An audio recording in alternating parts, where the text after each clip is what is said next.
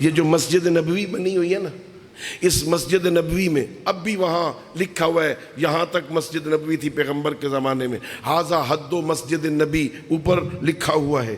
جہاں تک پیغمبر کے زمانے میں مسجد تھی نا، اس کے چاروں طرف صحابہ کرام کے گھر تھے۔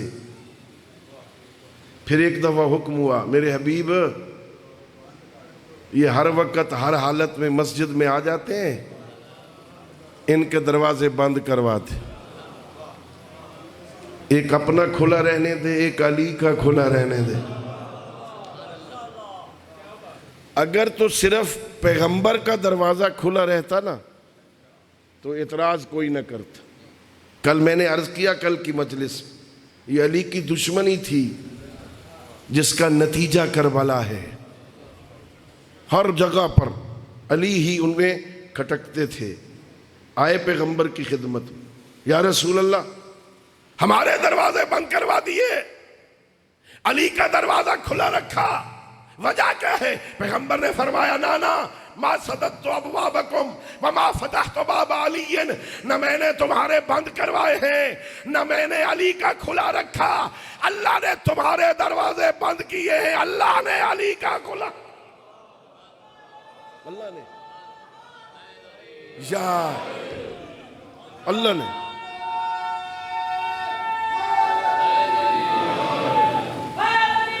یا میں نے نہیں بند کروائے، اللہ نے بند کروائے، اللہ نے علی کا دروازہ کھلا رکھا۔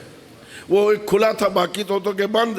مسجد نبوی میں کھڑے عبداللہ ابن مسعود پیغمبر سے پوچھ رہے ہیں کہ یا رسول اللہ یہ صراط مستقیم کیا ہے، یہ صراط مستقیم کیا ہے؟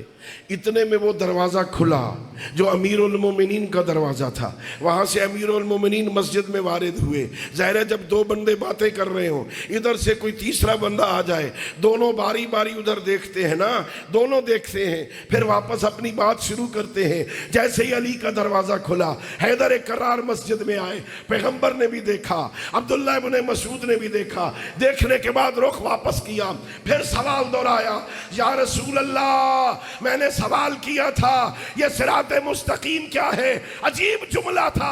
فرمایا عبداللہ تجھے کیا ہو گیا؟ دیکھتا بھی ہے پوچھتا بھی ہے۔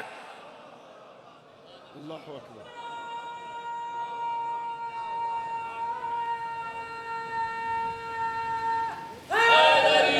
یا اللہ نے ہم پہ کرم کیا، اللہ نے ہمیں صراط مستقیم سے متمسک کیا، ایسا صراط مستقیم سیدھا راستہ جس میں کہیں گمراہی کا خطرہ نہیں ہے۔ جو اس سے متمسک ہو جائے، جو اس راستے پہ چلے،